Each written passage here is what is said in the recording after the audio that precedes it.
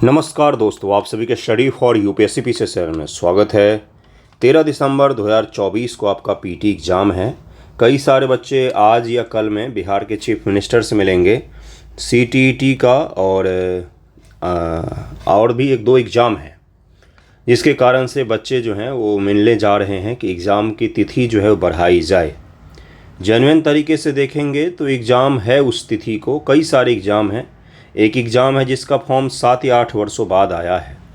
उसके अलावा और भी कुछ बच्चों का यूनिवर्सिटी वगैरह का भी एग्ज़ाम है, तो मिलने जा रहे हैं। देखिए क्या होता है, लेकिन अभी तक के हिसाब से तो यही है कि 13 दिसंबर को आपका पीटी एग्ज़ाम होगा, तो उसी हिसाब से पढ़िएगा। मैं साइंस के एमसीक्यू करवा रहा था यूपीएससी पीटी पीवाईक्यू से, जो कि काफ़ी शानदार क्वेश्चंस होते हैं। उसमें बायोलॉजी के आज हम लोग एमसीक्यू करने वाले हैं। बायोलॉजी का एमसीक्यू करेंगे। जब बायोलॉजी कंप्लीट हो जाएगा तो साइंस एंड टेक का एमसीक्यू हम लोग करेंगे, विज्ञान और प्रौद्योगिकी का एमसीक्यू हम लोग करेंगे, जो आपके एग्ज़ाम के लिए सबसे महत्वपूर्ण सेक्शन है।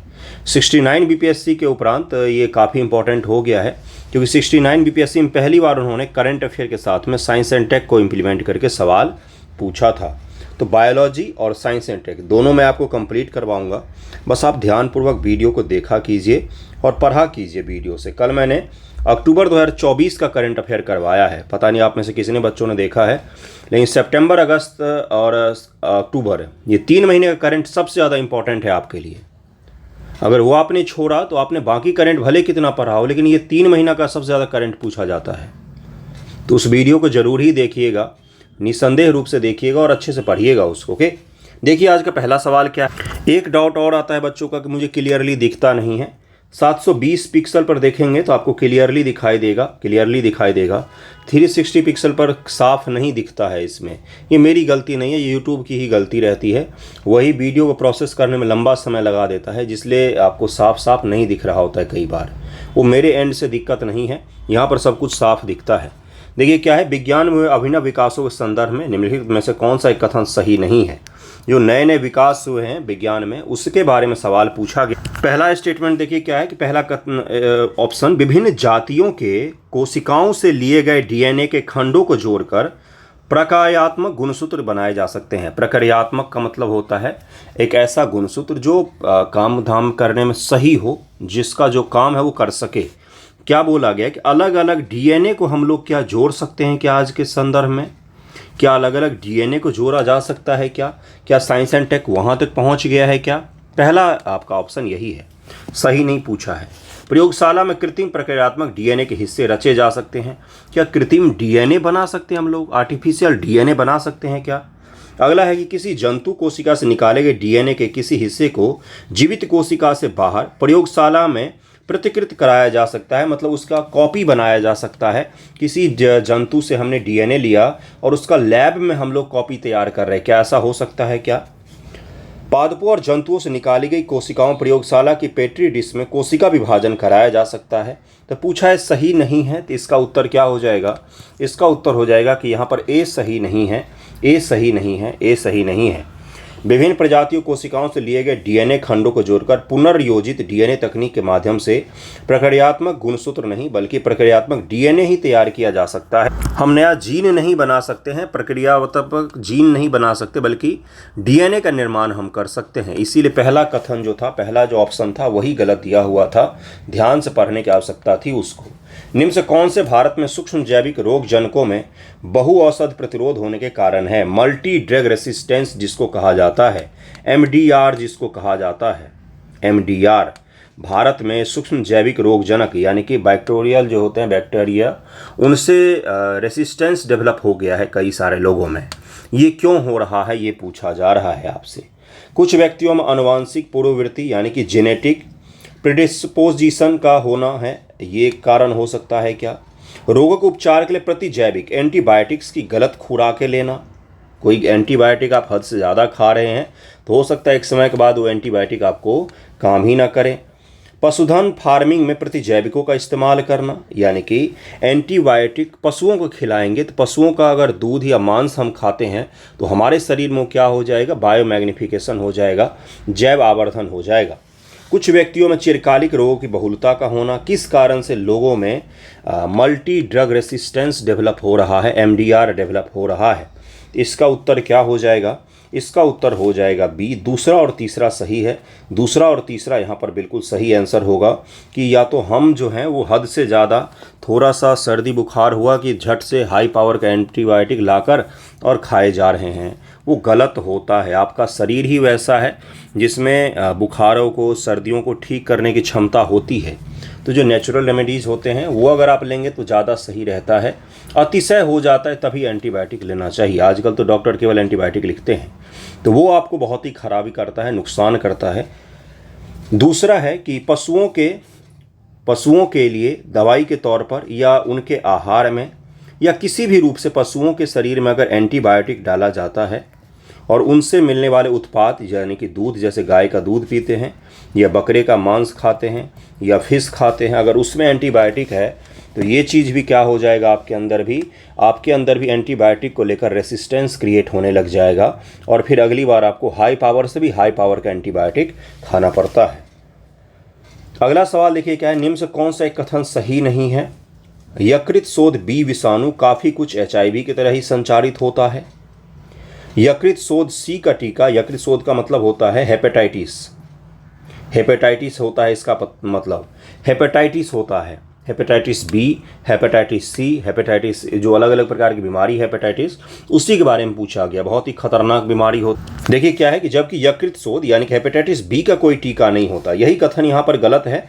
हेपेटाइटिस बी का टीका होता है, हेपेटाइटिस सी का कोई टीका नहीं होता है। हेपेटाइटिस सी का आज तक टीका भी नहीं बन पाया है। हेपेटाइटिस बी का टीका है, आपको भी स्कूल में लगाया गया होगा। हम लोग मिडिल स्कूल में पढ़ते थे तो उस समय स्कूल में आकर टीके लगाए जाते थे हेपेटाइटिस बी का। ओके, हेपेटाइटिस बी एक संक्रामक बीमारी है। इस बीमारी के कारण लीवर में सूजन और जलन पैदा होती है। इसका वायरस संक्रमित सुई और सुरक्षित यौन संबंध से भी फैल सकता है। ये भी ध्यान में रखना है आपको, संक्रमित सुई से और उसके अलावा असुरक्षित यौन संबंधों के माध्यम से भी ये बीमारी फैलता है। आपसे सवाल ये पूछ सकता है कि निम्न से कौन कौन सी बीमारी ऐसी है जो संक्रमित सुई या असुरक्षित यौन संबंधों के माध्यम से फैलता है। उसमें 2-3 ऑप्शन दे देगा, वहाँ पर हेपेटाइटिस भी लिखा होगा, इसलिए इसको विशेष रूप से अलग से याद रखिएगा। इसका टीका वैक्सीन 1982 से उपलब्ध है। यह टीका 95% तक प्रभावी है। उल्लेखनीय है कि हेपेटाइटिस सी का आज तक कोई टीका, अभी तक 2024 में हम लोग पढ़ रहे हैं, आज तक कोई भी टीका नहीं बन पाया है। ओके, अगला सवाल देखिए क्या है, उपयुक्त में से कौन से पादप रोग फैलाते हैं? पक्षी, उड़ती हुई धूल, वर्षा, बहती हवा कौन से रोग वाहक के तौर पर काम करते हैं? तो 1, 2, 3, 4 सारे के सारे हो जाएंगे। जैसे पक्षियों में आजकल माना जा रहा है कि कबूतर, जो लोग कबूतर के संपर्क में बहुत ज़्यादा होते हैं उनमें तरह तरह की बीमारी डेवलप होने की संभावना होती है। आपके भी घर के आसपास में कबूतर बहुत ज़्यादा होते हैं, कहीं पर भी शहर में आएंगे या कहीं पर भी जाएंगे तो कबूतर बहुत ज़्यादा होते हैं, उनके माध्यम से भी बीमारियां फैलती हैं। ऐसा नए नए न्यूज़ में देखने को मिल रहा है। उड़ती धूल के माध्यम से भी हो सकता है, वर्षा के माध्यम से भी हो सकता है और बहती हवा के माध्यम से भी रोग फैलते हैं। 2018 में ये सवाल पूछा गया था, इसका उत्तर डी हो जाएगा, इसका उत्तर डी हो जाएगा। अगला सवाल है, मरुस्थलीय क्षेत्रों में जल ह्रास को रोकने के लिए निम्न से कौन सा पर्ण रूपांतरण होता है? जो पेड़ पौधे होते हैं वो अपने जल के ह्रास को रोकने के लिए, ताकि उनसे जल का अति उत्सर्जन ना हो जाए, तो जल को संरक्षित करके रखते हैं, सुरक्षित करके रखते हैं। इसके लिए उसमें क्या क्या मॉडिफिकेशन अपने आप हो जाता है पेड़ पौधों में? कठोर व मोमी पर्ण, अगर आपको ज्योग्राफी का याद होगा, वनस्पति वाला जो मैंने सवाल करवाए थे, वहाँ पर भी सेम इसी प्रकार का सवाल पूछा गया था। तो कठोर और मोमी जो पर्ण होता है, मोम के जैसे मुलायम जो उनके पत्ते होते, कांटेदार जो वृक्ष होते हैं, वो इसीलिए होते ताकि जल को संग्रहित किया जा सके। लघु पर्ण छोटे पत्ते होते हैं या तो पत्ते होते ही नहीं हैं, क्योंकि पत्तों से जल वाष्पीकरण होगा और वाष्पीकरण के माध्यम से जल का ह्रास हो सकता है। पर्ण की जगह कांटे, तो इसका उत्तर हो जाएगा डी। तीनों के तीनों यहाँ पर सही दिया हुआ है, तीनों दिया हुआ। इसके अलावा मैंने एक और चीज़ बताया था आपको कि जो मरुस्थल में या सूखे इलाकों में पेड़ होते हैं उनकी जड़ें काफ़ी गहरी जाती हैं। जड़ें काफ़ी गहरी जाती हैं, क्यों जाती हैं? इससे क्या होता है? इससे ये होता है कि वो जल की तलाश के लिए काफ़ी नीचे तक जाती हैं, जिसके कारण उनका जड़ जो है वो काफ़ी लंबा होता है। एक चीज़ और बताता हूँ मैं आपको, सवाल पूछा गया है बीपीएससी में ही, जहाँ पर भी नाइट्रोजन की कमी होगी, जहाँ पर भी मृदा में नाइट्रोजन की कमी होगी, वहाँ पर कीटभक्षी पौधे होते हैं। कीटभक्षी पौधे होते हैं। क्यों होते हैं भाई? कीटभक्षी पौधे क्यों होते हैं? क्योंकि उनको नाइट्रोजन चाहिए, तो कीट पतंगों को खा करके अपना पेट भरते हैं। पौधे भी कीट पतंगों को खा सकते हैं, आपको पता होगा। तो कीटभक्षी पौधे कहाँ पर होंगे? जहाँ पर नाइट्रोजन की कमी होगी, जहाँ पर भी मृदा में। तो ये चीज़ें विशेष रूप से ध्यान रखिएगा। प्रकृति अपने हिसाब से हर चीज़ को ढाल देता है। उष्णकटिबंधीय प्रदेशों में जीका वायरस रोग उसी मच्छर द्वारा संचारित होता है जिससे डेंगू संचारित होता है। डेंगू और जीका वायरस क्या दोनों समान मच्छर द्वारा संचारित होते हैं? कौन सा कथन सही है, ये पूछा गया है आपसे। जीका वायरस रोग का लैंगिक संचरण होना संभव है। ये भी यौन संपर्कों के माध्यम से फैल सकता है क्या जीका वायरस? 2017 में इसलिए सवाल पूछा गया था क्योंकि उस समय जीका वायरस जो है ये बहुत ही ज़्यादा फैला था जगह जगह पर, इसीलिए सवाल पूछा गया था। इसका उत्तर हो जाएगा बिल्कुल सही है, दोनों का दोनों स्टेटमेंट सही है। इसका उत्तर सी हो जाएगा। इसी प्रकार का सवाल आपके साइंस एंड टेक में भी पूछा जाता है और बायोलॉजी में भी पूछा जाता है। 69 का पेपर देखिएगा, आपको अंदाज़ा लगेगा। जीका वायरस रोग, डेंगू दोनों एडीज एजिप्टी मच्छरों द्वारा संचारित होते हैं। जीका वायरस रोग का लैंगिक संचरण होना भी संभव है। यह रोग गर्भवती माँ से गर्भस्थ शिशु में जा सकता है और वर्टिकल ट्रांसमिटेड इन्फेक्शन तथा शिशु में अपूर्ण विकास की वजह भी बन सकता है कि बच्चे का संपूर्ण विकास ना हो पाए। ओके, अगला सवाल है, निम्न में से कौन से सही हैं? विषाणु संक्रमण कर सकते हैं। विषाणु संक्रमण कर सकते हैं किसको? क्या एक वायरस बैक्टीरिया को भी संक्रमित कर सकता है? क्या एक वायरस फंगस को भी संक्रमित कर सकता है? पादप यानी कि पेड़ पौधों को भी संक्रमित कर सकता है क्या? बताइएगा मुझे। वायरस किस किस में संक्रमण फैला सकता है? इंसानों में तो फैला ही सकता है। इसका उत्तर क्या हो जाएगा? बिल्कुल सही है। इन सभी को, जीवाणुओं को भी संक्रमित कर सकता है, कवक को भी संक्रमित कर सकता है वायरस, और पादपों को भी कर सकता है। विषाणु सभी जीवाणुओं को, कवकों को, पादपों को संक्रमिट कर सकता है। वायरस जो है वो एक बैक्टीरिया को भी इन्फेक्शन फैला सकता है, बैक्टीरिया में भी, कवक में भी और पादप में भी फैला सकता है। H1N1 विषाणु प्रायः चर्चा में रहते हैं। निम्न से किस एक बीमारी के संदर्भ में इनका उल्लेख किया जाता है? तो H1N1 जो होता है इसको स्वाइन फ्लू कहा जाता है बंधुओं। स्वाइन फ्लू उस समय दिल्ली में खूब फैला था 2015 के आसपास, और ये जो होता है इसके कारण से H1N1 कौन सा वायरस? तो H1N1 परिवार ही है इनका। जैसे आपका परिवार कुल खानदान है, वैसे भी वायरस का और बैक्टीरिया का कुल परिवार और खानदान होता है। यह रोग सर्वप्रथम 2009 में अमेरिका में और फिर मैक्सिको में फैला था। इसका वायरस सूकरों में पाया जाता है। सूकरों सीधे संपर्क में आने से इसका वायरस मनुष्य शरीर में प्रवेश कर जाता है। इसके सामान्य लक्षण यहाँ पर दिया हुआ है: तेज बुखार, उल्टी, दस्त, शरीर में दर्द, खांसी आना। बर्ड फ्लू एक विषाणु जनित रोग है। इस विषाणु को इन्फ्लुएंजा ए या टाइप ए विषाणु कहते हैं। यह आमतौर पर पक्षियों में पाया जाता है, किंतु यह वायरस कभी कभी मानव सहित कई स्तनधारियों को भी संक्रमित कर सकता है। इन्फ्लुएंजा ए का एक उप प्रकार है H5N1, उसी का एक सब टाइप है जो पक्षी इन्फ्लुएंजा का मुख्य कारक होता है। तो ये जरूर ध्यान रखिएगा। H1N1 यानी कि स्वाइन फ्लू, और एड्स तो आपको पता ही है। डेंगू तो अभी पराया आपको जीका वायरस के कारण से होता है, और एडीज एजिप्टी मच्छर के काटने से होता है। अगला सवाल देखिए क्या है। अगला सवाल में 3 स्टेटमेंट हैं। फल वाले पादपों में मुकुलन, बडिंग और रोपण, प्लांटिंग, निम्नलिखित तकनीक परिघटनाओं पर विचार कीजिए। कौन से ट्रांसजेनिक फसलों को बनाने में उपयुक्त होते हैं? ट्रांसजेनिक फसलों को बनाने में कोशिका द्रव्य नरबंधता, जीन निर्भरता, ये अलग अलग तकनीक है जिसके द्वारा पौधों में ट्रांस फलों के उत्पादन के लिए उपयोग किया जाता है। इसमें से दूसरा तीसरा हो जाएगा। ट्रांसजेनिक फसल अथवा पादप ऐसे फसल या पादपों कहते हैं जिनमें कृत्रिम तरीके से एक नए जीन अथवा जीनों का प्रवेश कराया जाता है। यही प्रवेश कराया गया जीन ट्रांसजीन कहलाता है। यह जीन किसी अन्य असंबद्ध पादप अथवा पूर्णतया भिन्न प्रजाति के पादपों का जीन हो सकता है। इसमें कौन कौन सी चीज़ें होती हैं? रिकॉम्बिनेंट डीएनए टेक्नोलॉजी का इस्तेमाल करते हुए पौधों में आनुवांशिक रूप से बदलाव लाया जाता है। आपसे अगली बार सवाल क्या पूछेगा वो मैं बताता हूँ।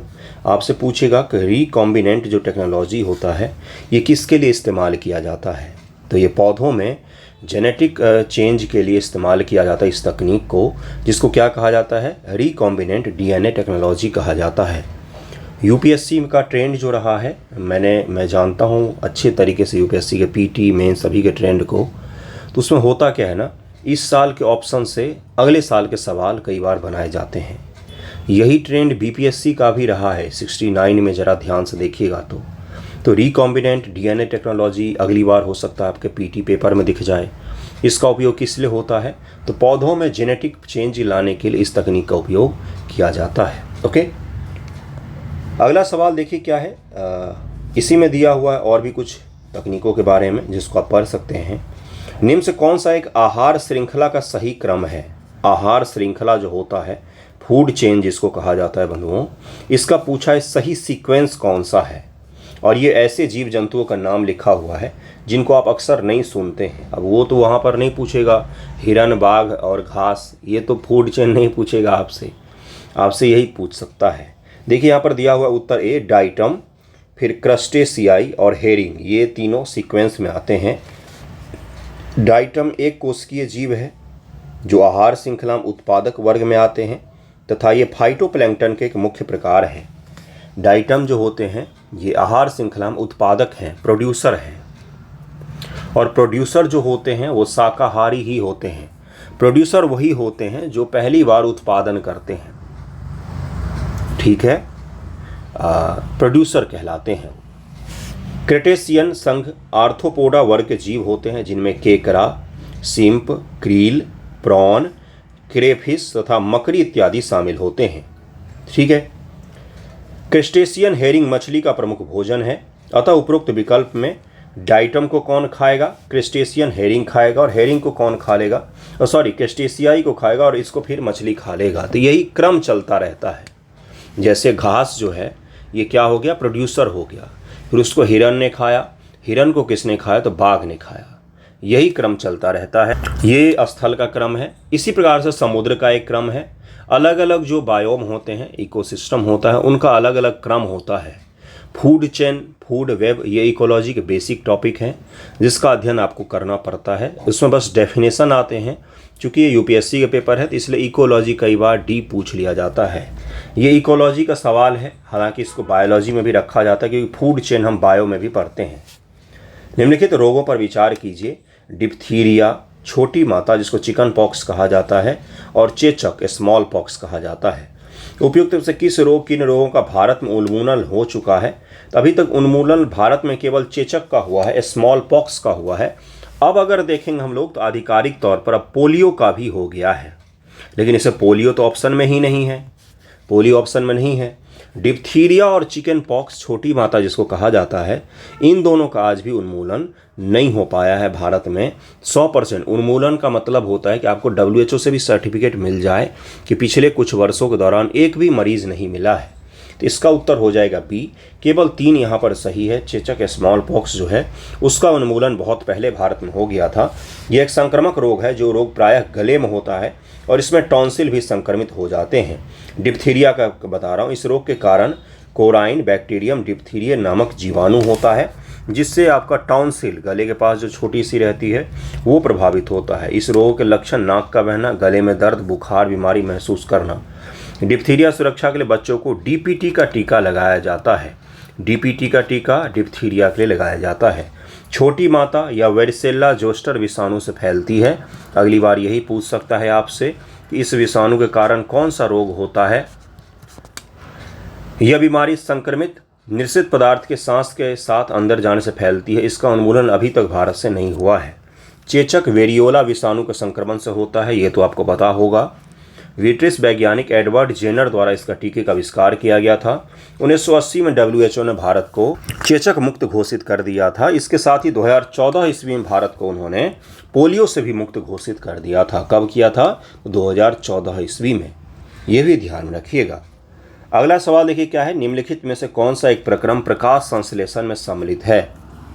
स्थितिज ऊर्जा पोटेंशियल एनर्जी मुक्त होकर फ्री ऊर्जा बनाती है। फ्री ऊर्जा स्थितिज ऊर्जा में परिवर्तित हो जाती है। फ्री एनर्जी पोटेंशियल एनर्जी में परिवर्तित हो जाती है और संचित हो जाती है। इसका उत्तर यही हो जाएगा, इसका उत्तर बी ही होगा। भोजन ऑक्सीकृत होकर कार्बन डाइऑक्साइड और जल मुक्त करता है, नहीं, ऑक्सीजन मुक्त करता है ये तो। ऑक्सीजन ली जाती है और कार्बन डाइऑक्साइड और जलवाष्प बाहर आते हैं। कार्बन नहीं बाहर आता है, ऑक्सीजन बाहर आता है। इस प्रकार से आप एलिमिनेट भी कर सकते थे। C6H12O6 और 6O2O और H2O आता है, ग्लूकोज, उसके अलावा पानी और हवा में ऑक्सीजन। यही 3 चीज़ विमुक्त होती है फोटोसिंथेसिस प्रक्रिया के पश्चात। 6CO2 + 12H2O यानी कि कार्बन डाइऑक्साइड और पानी जब मिल जाता है प्रकाश की उस उपस्थिति में, क्लोरोफिल भी चाहिए उसके लिए। उसके पश्चात से C6H12O और 6O2 और 6H2O प्राप्त होता है। ये जो मैं चेन रिएक्शन पढ़ रहा हूँ, ये किस लिए पढ़ रहा हूँ मैं? रिएक्शन, चेन रिएक्शन अलग होता है, मैं इसलिए पढ़ रहा हूँ ताकि आप अगली बार याद रखें। बीपीएससी ने 68 में पूछा है सॉल्ट को, और जब हम एसिड को और बेस को मिलाते हैं तो हमें क्या क्या प्राप्त होता है, तो सॉल्ट और वाटर प्राप्त होता है। यही चीज़ बीपीएससी ने पीटी में पूछा था। ठीक है, अगले सवाल पर चलते हैं। निम्न से कौन सा कथन पौधों के कायिक प्रवर्धन के संबंध में सही है? कायिक प्रबंधन क्लोनीय जनसंख्या को उत्पन्न करता है। कायिक प्रबंधन विषाणुओं का निष्प्रभावन करने में सहायक है। कायिक प्रबंधन वर्ष के अधिकतर भाग में चल सकता है। इसका उत्तर हो जाएगा सी, पहला और तीसरा यहाँ पर सही दिया हुआ है। कायिक प्रबंधन का मतलब होता है वेजिटेटिव प्रोपगेशन, पौधों में होने वाली एक अलैंगिक जनन की प्रक्रिया है। इस क्रिया में पौधे का संपूर्ण भाग या कोई एक भाग जैसे फूल, पत्ती या शाखाएं हिस्सा लेती हैं और वो जनन के माध्यम से अपना विस्तार करती हैं। कायिक प्रबंधन कृत्रिम या प्राकृतिक दोनों विधियों द्वारा होता है। प्राकृतिक रूप से यह क्रिया पौधों की जड़ों, पत्तियों, तना इत्यादि भागों द्वारा संपन्न होती है। अगली बार आपसे क्या पूछेगा कि कायिक प्रबंधन का जो प्रक्रिया है ये कृत्रिम और प्राकृतिक दोनों विधियों द्वारा हो सकता है क्या, किन किन भागों में होता है, ये चीज़ आपसे पूछ सकता है। हिंदी मीडियम के स्टूडेंट हैं और बायोलॉजी हिंदी में समझ नहीं पाते हैं, इंग्लिश मीडियम के स्टूडेंट हैं तो इंग्लिश में समझ जाते हैं। ये आपकी गलती है कि आपको शब्द समझ में नहीं आता। एग्जाम में भी यही शब्द मिलेगा आपको, कोई वहाँ पर चेंज नहीं दिखेगा। तो अगर हिंदी माध्यम के हैं तो भी हिंदी समझ में नहीं आ रहा है तो इसमें पढ़ाने वाले की दिक्कत थोड़ी ना है, ये तो आपको समझना चाहिए। अब आपने कभी पढ़ा ही नहीं कि पादप क्या होता है, मानव शरीर की कौन कौन सी श्रृंखलाएँ होती हैं, उससे जुड़े हुए जब MCQ आप लगाएंगे एग्ज़ाम के लास्ट टाइम में तो निसंदेह दिक्कत आएगा। पूरे साल भर, पिछले साल सितंबर से बोलता आ रहा हूँ पढ़िए पढ़िए पढ़िए पढ़िए, है ना। चलिए देखिए क्या है। जबकि कृत्रिम रूप से कायिक प्रबंधन जैसे कलम लगाना, दाब लगाना, रोपण इत्यादि विधियों द्वारा होता है। कृत्रिम रूप से भी हो सकता है ये चीज़ और प्राकृतिक रूप से भी हो सकता है, जिसमें कलम लगाना भी एक इसी का उदाहरण है। कायिक प्रबंधन द्वारा उत्पन्न संतति में गुणसूत्रों की संख्या व संरचना एक सी ही होती है, इसलिए इसे क्लोन कहा जाता है। जैसे मान लीजिए अमरूद का पेड़ है, उसका अगर कलम लगाकर आप छोटा सा पेड़ लगाएंगे, उसी छोटे पेड़ में वैसा ही फल होगा जैसे बड़े पेड़ में हो रहा था। ये तो प्रैक्टिकल एग्जाम्पल हो गया। इसका मतलब उसमें कुछ भी परिवर्तन नहीं हुआ, सेम वही चीज़ है वहाँ पर। किसी पौधे के एक बार विषाणु संक्रमित होने पर अन्य भागों में विषाणु संक्रमण करता है तथा कायिक प्रबंधन से विषाणु निष्प्रभावी नहीं होता, अपितु नए पौधे में भी मौजूद रहता है। और कोई खराब पेड़ का आप कलम लगाएंगे तो उसका फल दूसरे पेड़ में भी खराब ही निकलेगा, उसमें भी अच्छा नहीं निकलता है। कलम लगाना तो जानते होंगे, है ना। अगला सवाल देखिए क्या है, बहुत ही आसान सवाल। ये PCS स्तर के इस तरह के सवाल खूब पूछे जाते हैं। विटामिन और उनकी कमी से होने वाला रोग, अब इनको मैच करना है कौन सा सही है, इसमें से कौन सा सही है। Vitamin C scurvy, vitamin D rickets, vitamin E रात्रि अंधता, रतौंधी जिसको कहा जाता है। विटामिन E की कमी से रतौंधी होता है क्या? क्या हो जाएगा इसका उत्तर? ये भी गलती कर रहे हैं तो गलत बात है। पहला दूसरा सही हो जाएगा। विटामिन E नहीं, विटामिन A की कमी से होता है रात्रि अंधता। देखिए क्या लिखा, विटामिन C का रासायनिक नाम एस्कॉर्बिक एसिड ही है। इसकी कमी से स्कॉर्बी रोग होता है। इससे व्यक्ति के शरीर के त्वचा पर लाल चकत्ते हो जाने से उसे बुखार आ सकता है। विटामिन C के लिए संतरा और आंवला, खट्टे फल, पाइनएप्पल वगैरह ये सब खा सकते हैं। विटामिन D का रासायनिक नाम कैल्सीफेरॉल है। कैल्सीफेरॉल ये आपको सूर्य की रोशनी में भी मिलता है और सुबह से 10 बजे तक का अगर आपको सनलाइट मिल रहा है तो अवश्य ही लें, उससे आपको प्राप्त हो जाता है। इसकी कमी से रिकेट्स रोग होता है, जिससे व्यक्ति की हड्डियां अत्यंत कमज़ोर हो जाती हैं। रात्रि अंधता और रतौंधी विटामिन A की कमी के कारण से होता है। इस रोग से प्रभावित व्यक्ति दिन में तो ठीक से देख पाते हैं, किंतु रात्रि में उनके पास की वस्तु भी उनको स्पष्ट रूप से नहीं दिखाई देती है। ये विटामिन A की कमी से होता है। गाजर वगैरह या लाल फल वगैरह खाना चाहिए। लाइकेन जो एक नग्न चट्टान पर भी पारिस्थितिक अनुक्रम को प्रारंभ करने में सक्षम है। वास्तव में किनके सहजीवी या सहचर्य होते हैं? तो शैवाल और कवक के सहजीवी और सहचर्य होते हैं लाइकेन। लाइकेन लाइकेन लाइकेन का क्या है? तो एक पत्थर रखा हुआ है, एक ईंट रखा हुआ है, उस पर कभी आपने देखा है कि रखे रखे उस पर काली काई सी लग जाती है और उस काई के ऊपर में फिर मिट्टी जम जाता है, फिर मिट्टी के ऊपर में छोटे छोटे पेड़ पौधे आपको देखने को मिल सकते हैं।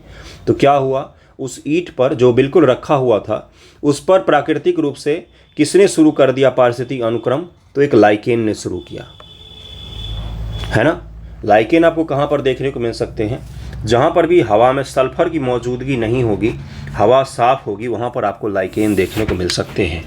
आपको दिल्ली में नहीं देखने को मिलेगा, बिहार में देखने को मिल सकता है। जगह जगह पर आपको काई दिख सकती है पेड़ पर, तो इसीलिए है क्योंकि वातावरण स्वच्छ है वहाँ। इंडिकेटर स्पीसीज में भी इनका नाम आता है। ये कहानी जो मैं बता रहा हूँ इसीलिए बता रहा हूँ ताकि आप एग्जाम में इसका उपयोग कर पाएँ। इनको इंडिकेटर स्पीसीज के तौर पर भी देखा जाता है।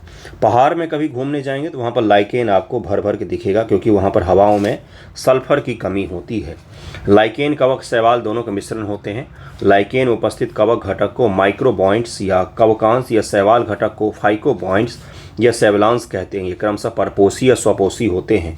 लिटमस पत्र जो आप पढ़ते हैं कि नीले पर एसिड डालने पर लाल हो जाता है लिटमस, और लाल पर बेस डालने पर नीला हो जाता है, तो लिटमस पत्र भी लाइकेन का ही बनता है। ये पीटी में पूछा गया है। लाइकेन बहुत ही ज़्यादा सेंसिटिव होता है और ये इंडिकेटर के तौर पर इसीलिए काम कर पाता है। शैवाल द्वारा कवक को भोजन शर्करा की आपूर्ति की जाती है और कवक द्वारा शैवाल को सुरक्षा, जल, नाइट्रोजन पदार्थ और खनिज लवण प्रदान किया जाता है। और लाइकेन में शैवाल और कवक का संबंध एक सहजीवी की भांति होता है। इस प्रकार के संबंध को हेलोटिज्म कहा जाता है, जिसमें दोनों जो हैं एक दूसरे को लाभ पहुंचाते हुए साथ में रहते हैं। इसको हेलोटिज्म कहा जाता है। इसके कुछ आर्थिक महत्व भी हैं, जैसे मृदा निर्माणकारी प्रक्रिया में रंग, औषधि, इत्र इत्यादि बनाने के लिए भी लाइकेन का उपयोग किया जाता है। वायु प्रदूषक के संकेतक के तौर पर भी इसका उपयोग होता है। यही मैं आपको बता रहा था कहानी कि सल्फर अगर आपके आस पड़ोस में होगा तो पेड़ पौधों पर काई नहीं दिखेगी, और अगर काई दिख रही है पेड़ पौधों पर आस पड़ोस में तो यानी कि वहाँ पर हवा साफ है। निम्न से कौन सा एक जीव अन्य 3 जीवों के वर्ग का नहीं है? केकड़ा, बरूथी, मकड़ी, बिच्छू। तो इसका उत्तर हो जाएगा एक। केकड़ा इन तीनों के वर्ग का नहीं है। ये तीनों एक ही कुल खानदान से बिलोंग करते हैं। केकड़ा अलग है। उपरोक्त सभी जीव आर्थ्रोपोडा संघ के हैं, किंतु इनमें बिच्छू, मकड़ी, बरूथी ये तीनों आर्केनिडा वर्ग के जीव हैं, जबकि केकड़ा जो है ये मेलेकोस्ट्रा वर्ग का जीव है। अतः उपरोक्त में से केकड़ा ही भिन्न है। जंतु संघ वगैरह जो होता है जीव जंतु का, वहाँ से पीटी में सवाल आते हैं। अगला है उपयुक्त में से किस प्रकार के जंतु में शीत निष्क्रियता की परिघटना का प्रेक्षण किया जाता है? शीत निष्क्रियता यानी कि वर्ष के किसी विशेष मौसम में ये निष्क्रिय रूप से हो जाते हैं और बिल्कुल गायब हो जाते हैं, छुप जाते हैं, और 3-4 महीने केवल सोए रहेंगे, फिर आ जाएंगे अचानक से। भालू का आपने देखा है क्या? डॉक्यूमेंट्री वगैरह में तो देखा ही होगा कि ये क्या करते हैं, एक छोटा सा गुफा जैसा बनाते हैं और उसमें घुस के सो जाते हैं। 3 महीने तक सोता रहता है ये, फिर बाद में जगता है जब शीत ऋतु निकल जाती है। तो इसीलिए बोलते हैं कई बार कि भालू के जैसा सोता रहता है दिन भर। चमगादड़, भालू और कृंतक, रेडोडोंट जो होते हैं, ये तीनों ही शीत निष्क्रियता यानी कि इस वर्ष के किसी विशिष्ट मौसम में ये गायब हो जाते हैं, खुद को बिल्कुल निष्क्रिय कर लेते हैं, सो जाते हैं और उसके पश्चात फिर जगते हैं। ये शीतोष्ण शीत कटिबंधों में निवास करने वाले जीव की शीत ऋतु के प्रति, ठंडे के प्रति निष्क्रिय या अवसन्न अवस्था को शीत निष्क्रियता कहते हैं। ये एनसीईआरटी मिलेगा आपको। शीत कटिबंधों में अक्सर ये होते हैं जहाँ पर शीत ऋतु अत्यधिक एक्सट्रीम होता है ना, जिससे वहाँ के अनेक प्राणी जाड़े की ऋतु बिताते हैं। इस अवस्था में अधिकांश शारीरिक क्रियाएं रुक जाती हैं, इनकी श्वसन दर बहुत कम हो जाती है। इस दौरान जीव दीर्घकाल एक पूर्ण निष्क्रिय अवस्था में पड़ा रहता है। यह क्रिया नियत तापी वार्म ब्लडेड या अनियत तापी कोल्ड ब्लडेड दोनों प्रकार के प्राणियों में पाई जाती है। शीत निष्क्रियता में जाने से पहले जंतुओं को दीर्घकाल तक अर्थात जाड़े के पूरे मौसम हेतु पर्याप्त ऊर्जा संग्रहित करने की आवश्यकता होती है।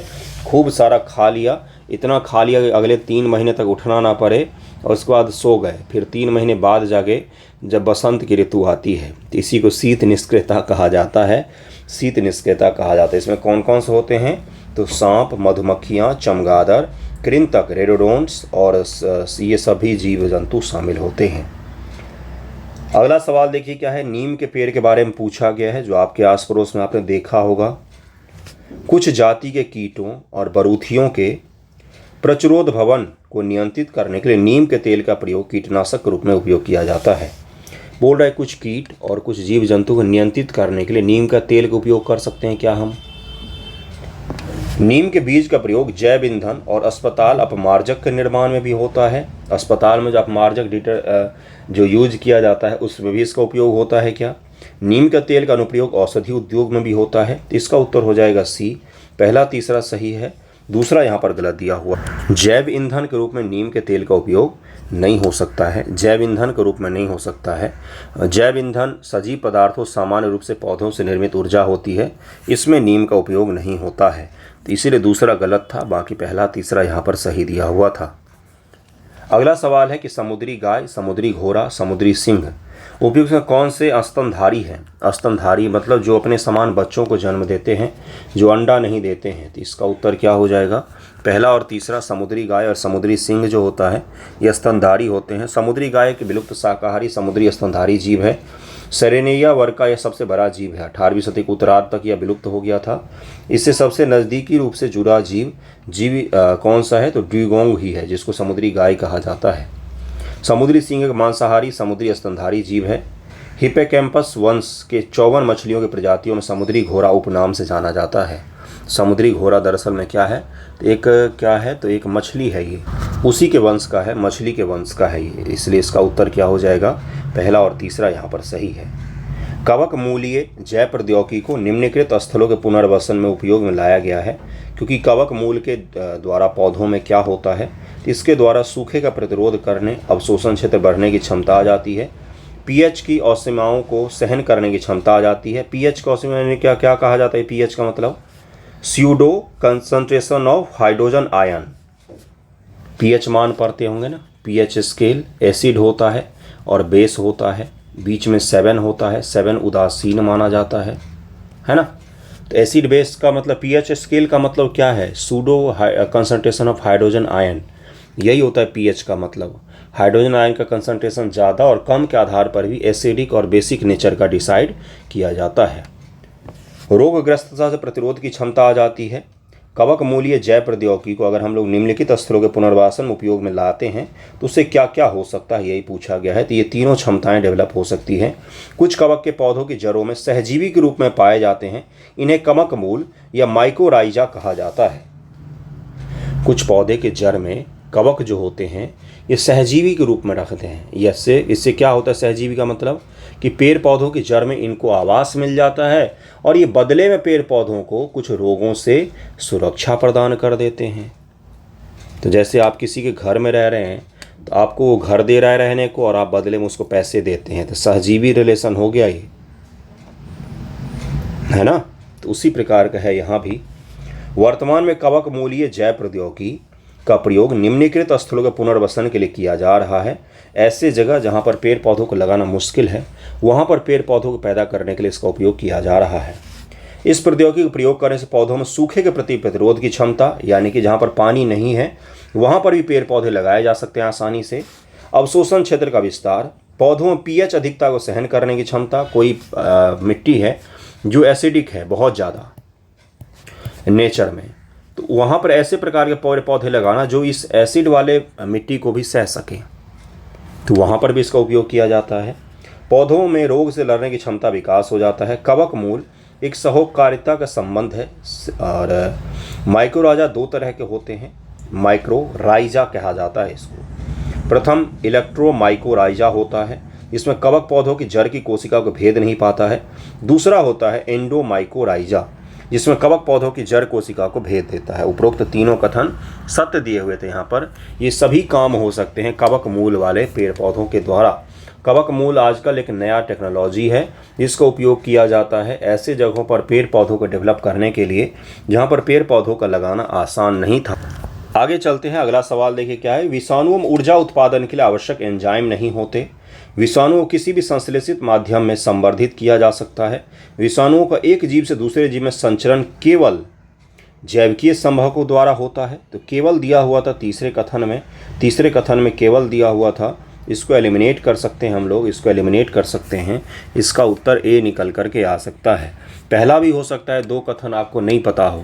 एग्ज़ाम में ऐसी परिस्थिति बनेगी बंधुओं, ऐसी परिस्थिति बनेगी जहाँ पर आपको सवाल नहीं आ रहा होगा लेकिन आप अटेम्प्ट नहीं कर पा रहे होंगे उसको, तो वहाँ पर इस प्रकार से एलिमिनेट कर सकते हैं आप ऑप्शंस को। केवल नहीं होगा, जैविक संभवकों द्वारा थोड़ी न होता है, और जैविक द्वारा भी इसका संक्रमण फैल सकता है। तीसरा गलत हो जाएगा, तीसरा गलत हो जाएगा, पहला यहाँ पर सही हो जाएगा। इसका उत्तर ए हो जाएगा। देखिए क्या है कि वायरस अति सूक्ष्म घटक होते हैं जो जीवित कोशिकाओं में परजीवी की भांति उपस्थित रहते हैं किसी भी परजीवी के जैसे। इनमें कोशिका झिल्ली, cell membrane, nucleus, cytoplasm, cell organelle सब कुछ उपस्थित होता है, अनुपस्थित होते हैं इनमें, ये जो वायरस होते हैं इनमें। ओके, ये सिर्फ जीवित कोशिकाओं में जनन या वृद्धि कर सकते हैं। कोई मृत कोशिका है, कोई डेड सेल है, तो उसमें ये उपस्थित नहीं रह सकता है। ये कोई जीवित सेल मिलेगा तो वैसे ही सुसुप्त अवस्था से फिर से जागृत अवस्था में आ जाता है। कल भी मैंने आपको बताया था। कोशिका से बाहर ये प्रायः मृत समान होते हैं। इनमें ऊर्जा उत्पादन के कोई एंजाइम नहीं होता क्योंकि यह इन्हें परजीवी कोशिका के जेनेटिक मटेरियल से मिल जाता है। यह कोशिका के जेनेटिक सूचना को बदल देता है, कोशिका को अपनी जैसी कोशिका को उत्पादन का आदेश दे देता है ये। इसीलिए वायरस को खतरनाक माना जाता है। आपने सुना होगा कि कोरोना के नए नए वेरिएंट बन रहे थे। तो क्यों बन रहे थे? क्योंकि ये हमारे शरीर में जो जीन है, रोग प्रतिरोधक क्षमता है, उससे सीखता है ये और खुद को चेंज कर लेता है। ओके, वायरस को किसी भी संश्लेषित माध्यम में संवर्धित नहीं किया जा सकता है। विषाणुओं का एक जीव से दूसरे जीव में संचरण संक्रमित व्यक्ति के सांस से, खून से, जल से, वायु के सेवन से आसानी से हो सकता है। जो कोरोना के द्वारा आप सभी लोग जानते हैं कि कितने माध्यम से इसका संचरण हो सकता है। और आज का आखिरी सवाल ये है कि कई प्रतिरोपित पौधे इसलिए नहीं बढ़ते क्योंकि प्रतिरोपण के दौरान अधिकांशतः मूल नष्ट हो जाते हैं। प्रतिरोपण का तात्पर्य होता है एक जगह से एक पौधे को उखाड़ा और दूसरे जगह पर लगाने के लिए चले गए लेकर, लेकिन उखाड़ने की प्रक्रिया के दौरान उनके कई सारे जड़ों को आपने क्या किया, तो काट दिया या नष्ट हो गया है। तो दूसरे जगह जब उसको ले जाएंगे तो कई बार सूख जाता है। ये क्यों होता है? यही सवाल पूछा था उसने अपने लैंग्वेज में। ये तो आपने अक्सर घरों पर 100 बार किया होगा। बागवानी तो थोड़ा बहुत करते होंगे, पेड़ पौधे को इधर का उधर लगाया होगा अगर इंटरेस्ट होगा तो उसके दौरान क्यों होता है ऐसा? तो इसीलिए होता है क्योंकि जड़ उनके सूख जाते हैं, जड़ खराब हो जाते हैं, नष्ट हो जाते हैं। इसीलिए कई बार प्रतिरोपण का मतलब होता है फिर से हम उसको एक जगह से उखाड़ के दूसरी जगह लगा रहे हैं, है ना। तो इसी कारण से होता है ये। आज का आखिरी सवाल यही था। एक और वीडियो बचा है बायोलॉजी का और साइंस एंड टेक, उससे पहले मैं शुरू कर दूंगा। कैसा लग रहा है ज़रूर बताइएगा। आई होप आपको पसंद आएगा वीडियो। आप पहले के भी वीडियोस देखिएगा। अंतिम 15 दिन बचा हुआ है, जितना पढ़ लेंगे, 15-17 दिन बचा हुआ है, जितना पढ़ लेंगे उतना सही रहेगा। रिजल्ट के दिन पीटी का रिजल्ट पिछली बार जब चेक किया होगा 69 के दौरान, तो उसके PDF में जब नाम नहीं था तो किस प्रकार की संवेदनाएं उत्पन्न हुई थी, उसको बस याद रखिएगा। कभी मोटिवेशन ख़त्म नहीं होगा कि रिजल्ट के दिन कैसा लगता है अगर आपका नहीं हो तो। इसीलिए मैं कह रहा हूँ पढ़ लीजिएगा। ये समय 15-20 दिन का अमूल्य है आपके लिए, ये दोबारा नहीं आएगा। ठीक है, थैंक यू सो मच।